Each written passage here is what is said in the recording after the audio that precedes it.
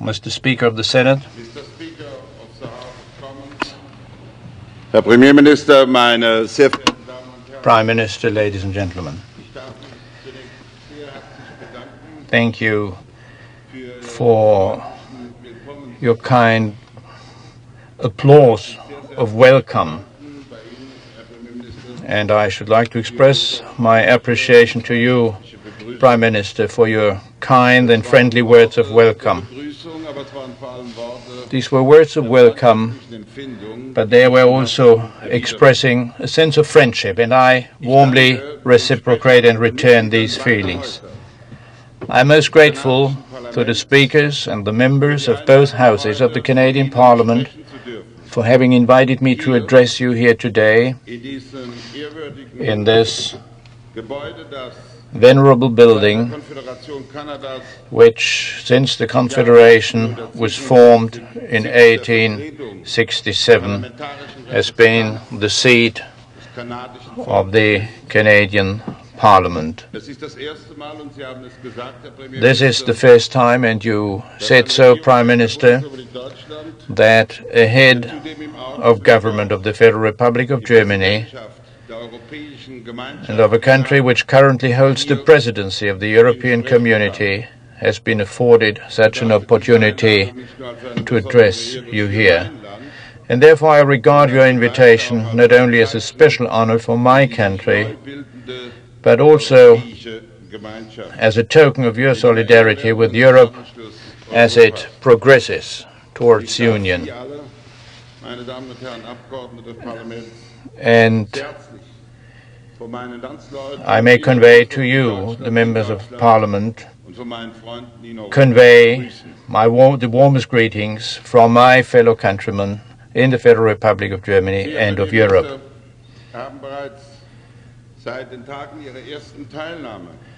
You, Prime Minister, have since the days of the participation in your first summit played the most helpful role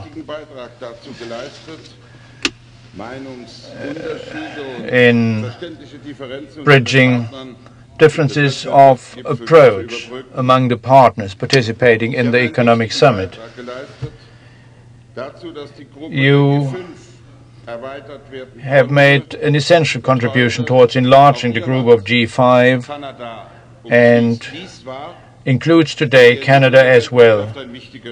For the development of international economy, this was certainly an essential step. In many of our meetings, I've been struck again and again by your effort to contribute towards progress and produce acts of solidarity,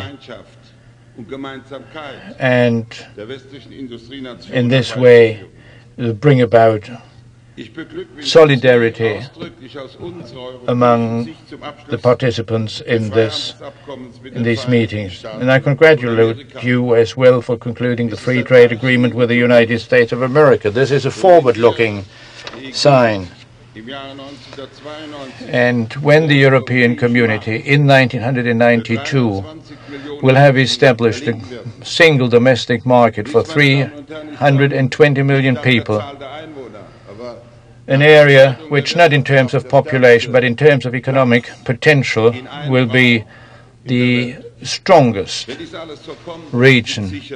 And if this becomes a reality, we will need particularly close consultation and relationship with the United States and Canada, and particularly with that important area in Southeast Asia, East Asia, with Japan at its center. These are the three important regions in international economic relations. And I welcome the fact that Canada and we, the Federal Republic of Germany, have particularly close contacts and will help to promote this wonderful development.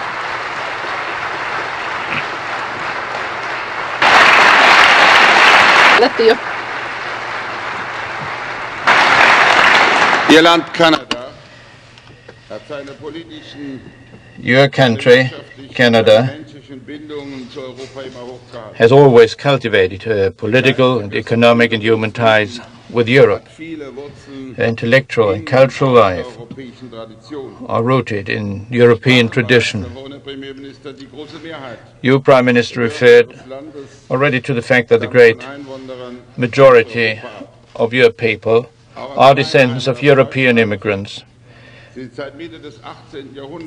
the middle of the 18th century, and particularly following the devastating wars of this century, the First and the Second World War, countless Germans have emigrated to Canada. Here they sought freedom and found freedom, political and personal freedom, freedom from poverty, and freedom from the constraints of the old continent. Those immigrants and their descendants, who today account for probably 1/10 of the population of Canada, have played a large part in your country's economic, technological and cultural development. And they have, and we are happy and delighted at it, preserved their links with their relatives and with their friends in their native countries, and they are proud of their new home country of Canada. European visitors in particular are always impressed when they see how Canadians of different origin, above all those whose roots are in Western, Eastern, Southern and Central Europe, live and work together harmoniously in their new homeland, and how, on the basis of the country's federal structure, they preserve the cultural heritage and traditions of their native countries, whilst building their common future here in Canada, their new home country. You here in Canada have already achieved, to a large extent, what we in one part of Europe, the community of the 12, and this is only part of Europe, the larger part of Europe, for different reasons, cannot yet join those who have formed the European community. But you have achieved what we in the community of the 12 are striding towards, sometimes with little steps, sometimes with big steps, namely unity in diversity. But let me also say to Canadians of Eastern European origins here in this place, we haven't forgotten your native countries either. When we speak of Europe, we always have in mind the whole of Europe, east and west of the Iron Curtain.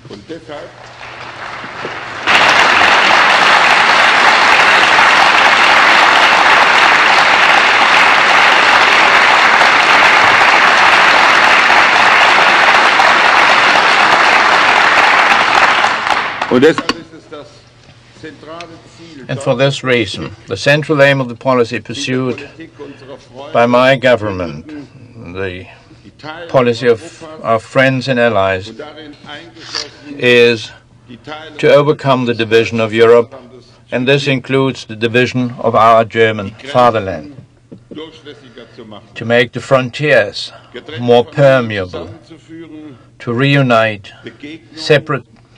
separated families and facilitate human contacts, and to develop a lasting and equitable, peaceful order in Europe, in which all nations themselves can determine their own future and cultivate their relations in freedom. Mr. Speaker,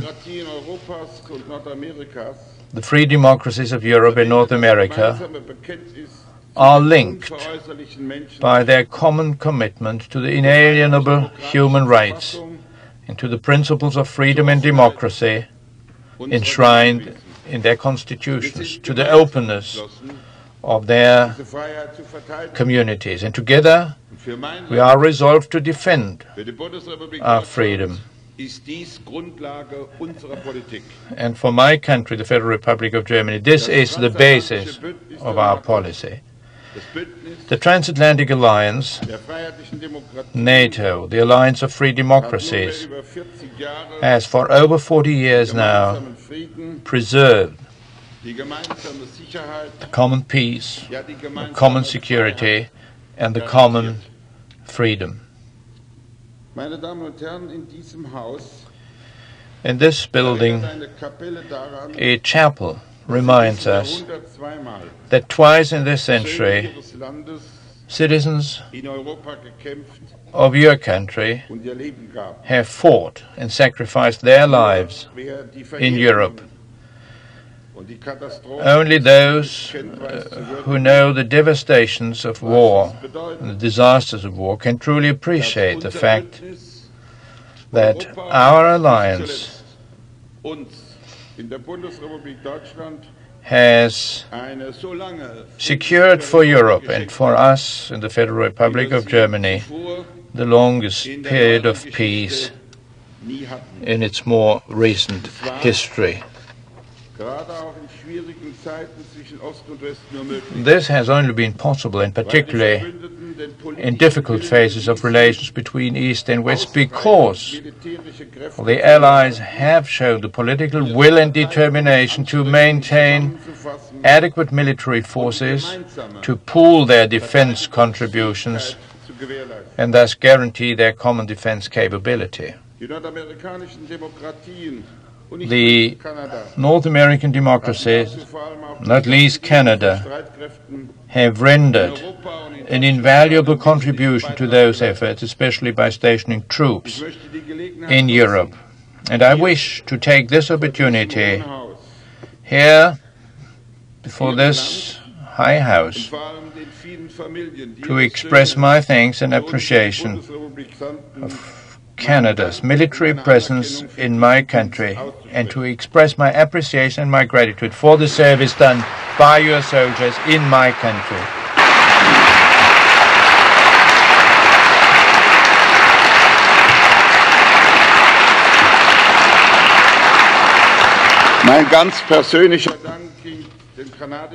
Let me also address a word of very personal thanks to all Canadian servicemen and their families,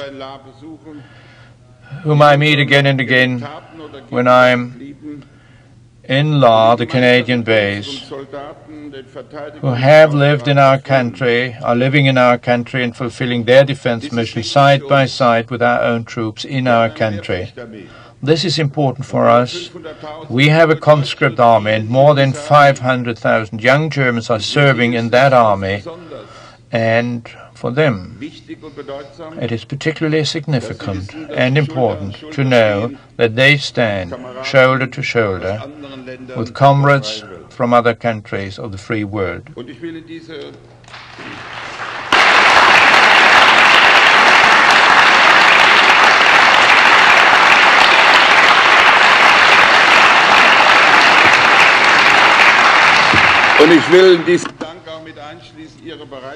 And I would also express my gratitude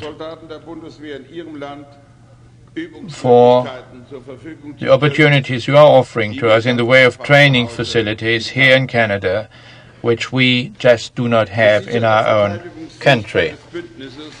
The Alliance's assured defense capability has always been and will be in future the basis for the other principal task which we jointly committed ourselves to in the Armel report 20 years ago.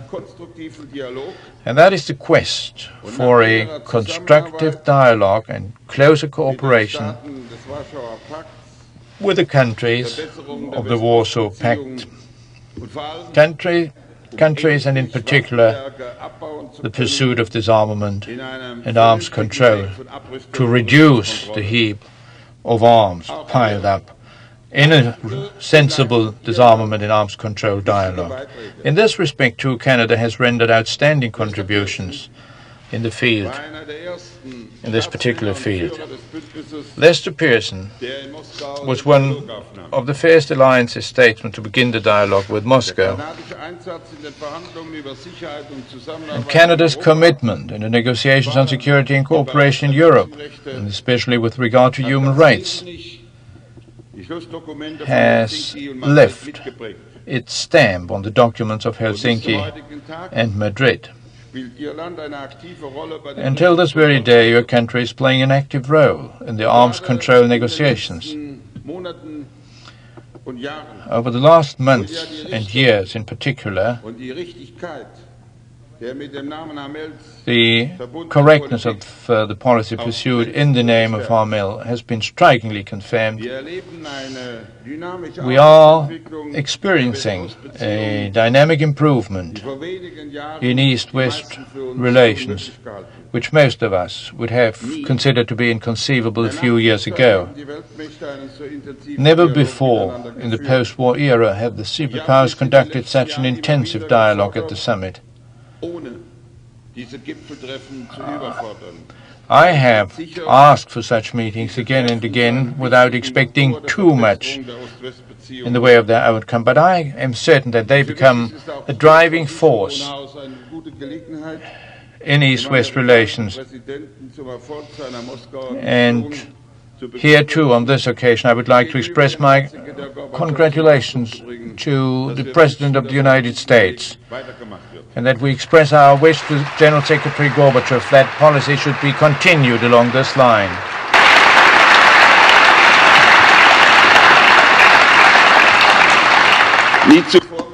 Never before, ladies and gentlemen, have East and West discussed such a wide variety of subjects and worked together in so many areas as today, in spite of the continuing differences between their systems, and we should admit that these differences are still great and considerable. Seldom before have the possibilities for removing old obstacles to dialogue and cooperation been more promising.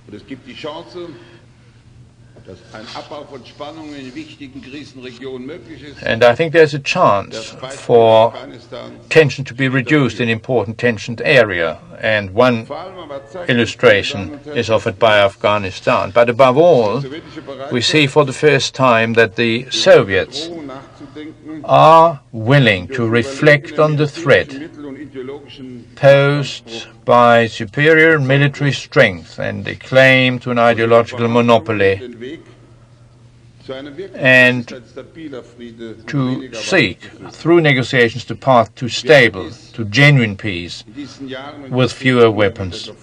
This is the course the West has always advocated over the last years and decades.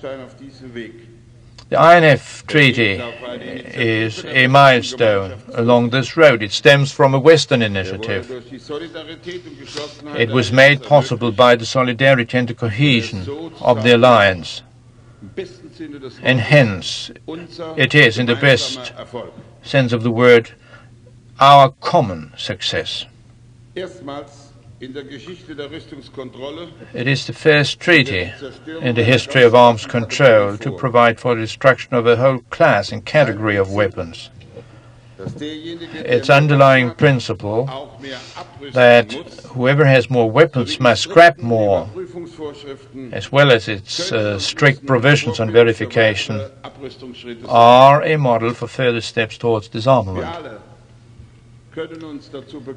We can all congratulate ourselves on this treaty having put into effect, and all of the treaty's provisions must now be strictly implemented within the prescribed time frame, so that it can pave the way for further arms control agreements. Particularly important in this context is a global and comprehensive verifiable ban on chemical weapons. The continuing proliferation and the use of these means of mass destruction must be stopped immediately, And in this aim, we are at one with your country, and we greatly value Canada's major contributions.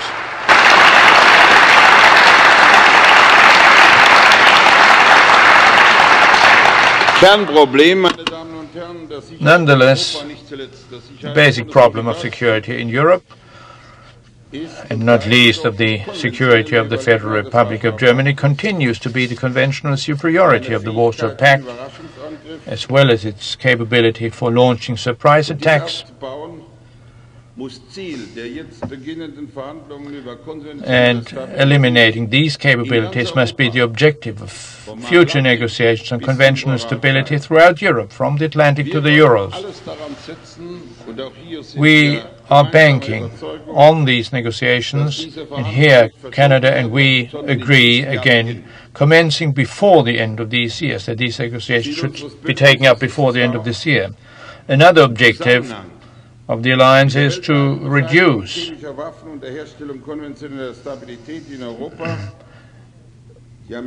the American and Soviet short-range nuclear missiles to equal ceilings in conjunction with the global elimination of chemical weapons and the establishment of conventional stability in Europe. This is a basic principle of the alliance, that dialogue and cooperation between East and West should not be confined to matters of security and arms control or disarmament. Progress must be achieved in all fields: in the political dialogue, in the field of economic cooperation and cultural exchange, in the field of preserving our natural environment and natural resources, in the solution of humanitarian problems, and particularly in realizing human rights. This principle, ladies and gentlemen, is a reflection of the experience of our countries and of all our citizens. Military means alone will, in the long run, not guarantee security and freedom,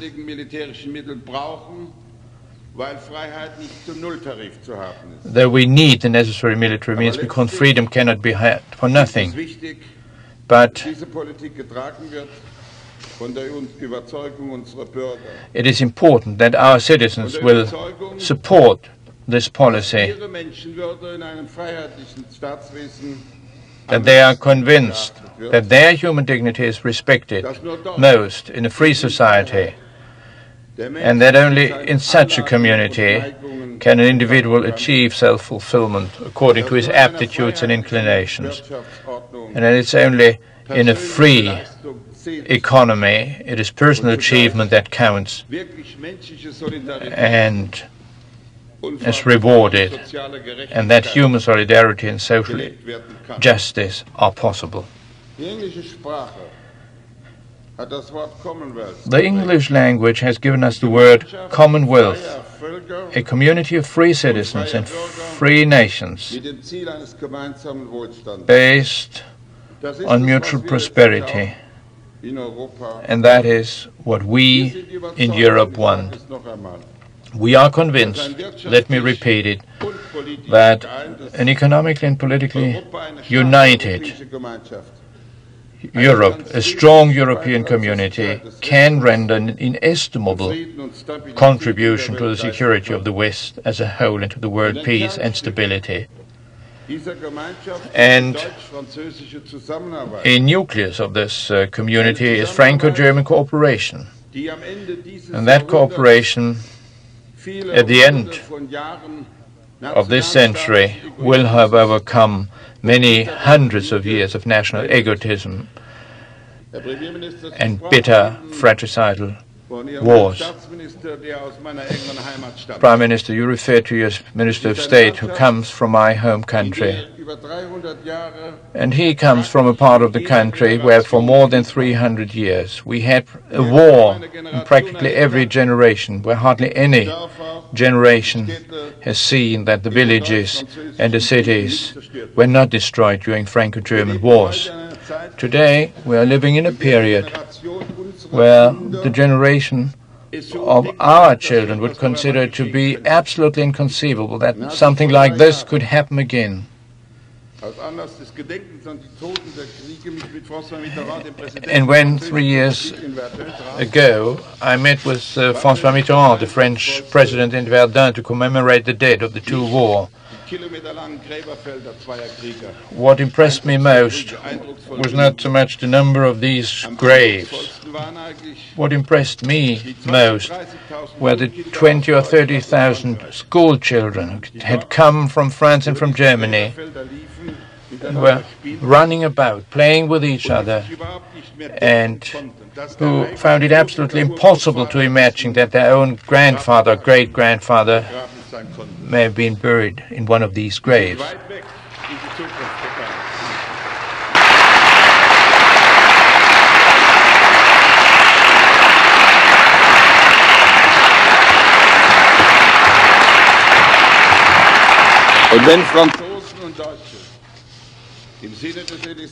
And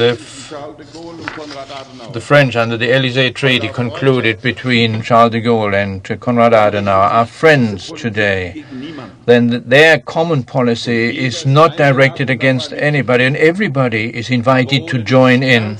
But without this nucleus, this core of European developments, there won't be a united Europe. We, the French and the Germans, want to be a driving force, an engine along this path toward a united Europe. Close relations between a free Europe and North America, based on mutual trust, remain vital for both sides. And I am therefore glad that regular political dialogue with Canada has been formally agreed in the European community within the framework of European political cooperation on the proposal of the German presidency. And this shows the special significance which we, the 12, attach to their relations with Canada. The European Community's principal objective now is to complete the single European market by 1992. Thus, we want to aim at create an economic area embracing 320 million consumers. And this is also an important contribution to the development of international trade and commerce. This market offers huge growth opportunities for the European economies and hence for the world economy. It will be and remain accessible to all, and not only that, it will make the European community an even more capable ally in the fight against protectionism. The German presidency has energetically pursued this objective of completing the internal domestic market. As early as February, the European Council, at its meeting in Brussels last February, set the course. And at the end of this month in Hanover, other important decisions will be taken at the European Summit. I am confident that, and I would like to pass on this message to you, that when established, the internal market will also afford Canada fresh opportunities to expand her trade relations and industrial and technological cooperation with Europe. The US-Canadian agreement on a free trade area, too, has established a new basis for future trade relations on the North American continent. We trust that our friends' expectations here in Canada of increased growth of everyone's advantage will materialize, and we trust in the assurance of our Canadian friends that European companies too will be able to use the new opportunities for expanding trade. It is our understanding that the free trade agreement will be implemented in accordance with GATT rules. As always, we count on you here in Canada as staunch champions of an open multilateral trade system. Another major task, and we should discuss it too here in the community, is the reform of its agricultural policy. I know that criticism of this policy has occasionally been voiced in your country, and I think we should discuss the subject here because, particularly among friends, one should speak freely about differences of approach. And I'm particularly gratified to inform you that in February the European Council took the necessary fundamental decisions to adjust past aberrations and in particular to limit surplus production. It must be our objective to limit and to reduce surplus productions in drastic measures. I'm against permanent subsidies on principle. But let me add, ladies and gentlemen, when developments have taken a wrong course over 20 years, you cannot remedy the situation overnight. And we must now try to attain the objective gradually, to reduce the surplus production. And the farm units must also have the opportunity in future. The family-run farm must remain viable in Europe of the future. However, we respect the decision to take land out of production and reduce farming activities, because this is the only way to ease the strain on the market, and agricultural policy will be one of the subjects on the agenda of the World Economic Summit in Toronto in a few days' time. The problem of overproduction and of the subsidies race on world markets must be solved. In Toronto, we will be discussing the world economic situation.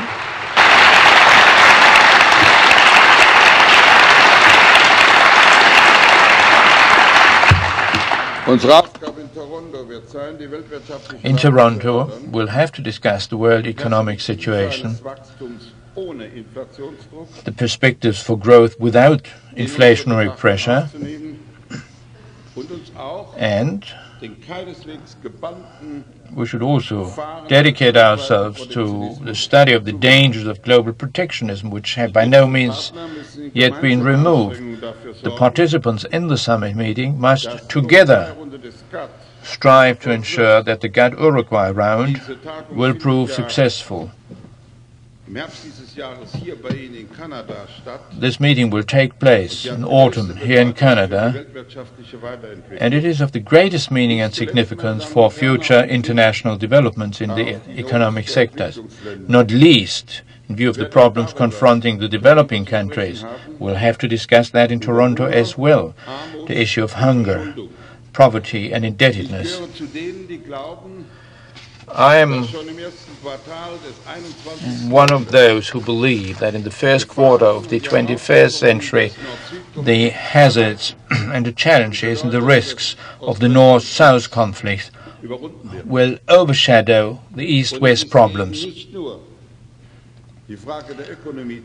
And this is not only a question affecting the economic situation, it's also a question of the quality of human policy.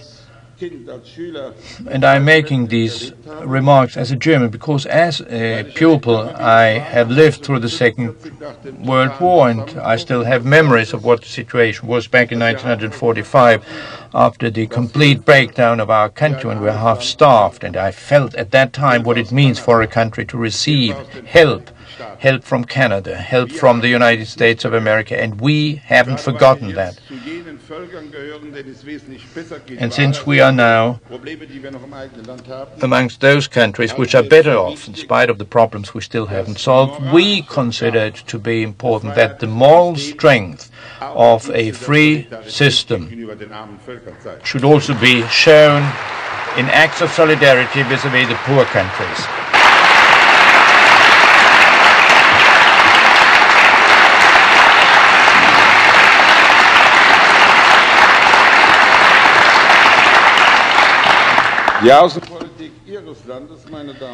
Canada's foreign policy, ladies and gentlemen, especially within the framework of the United Nations, reflects in an exemplary fashion the awareness that the different worlds on this planet cannot live in isolation from one another. On the contrary, international solidarity is the dictate of the hour. Mr. Speaker, not only must governments and nations combine their efforts and their energies and develop North-South relations in a way that will hold out hope for the future, we must jointly master the challenges facing mankind as a whole. In the nuclear age, we must prevent any kind of war. We must be able to make constructive efforts to provide a new framework for peace. We must preserve the natural resources, the sources of life for ourselves and our children. We have inherited the natural resources from our parents to allow them to be destroyed now. It's our moral duty to pass on what we have inherited and to keep it in good shape.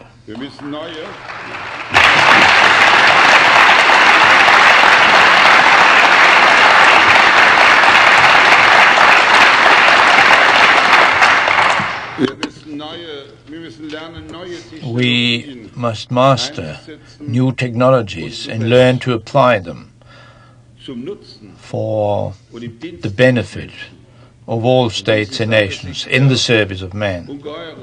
And in view of the enormous dimensions of most recent developments, and in view of the risk of hazards of these new technologies being manipulated of the greatest significance, and we must ensure the recognition of human rights and human dignity throughout the world. That is what we need, are new strategies which will meet these challenges now and for the years to come. In 12 years from now, we'll live in the year 2000. And this was a century which was inaugurated with great hopes and which has seen so much misery, death, loss of life. And we, at the threshold of this new century, we are trying, together with all people of goodwill, to live up to our responsibility for future generations, for their environment, for their chances and opportunities of self-fulfillment, and their hope of living in human dignity. Our decision, the decisions we are taking today will have an influence on their future. And future generations will judge us by whether we today are living up to that responsibility. In history, there are always periods in which far-reaching decisions are made, are being prepared.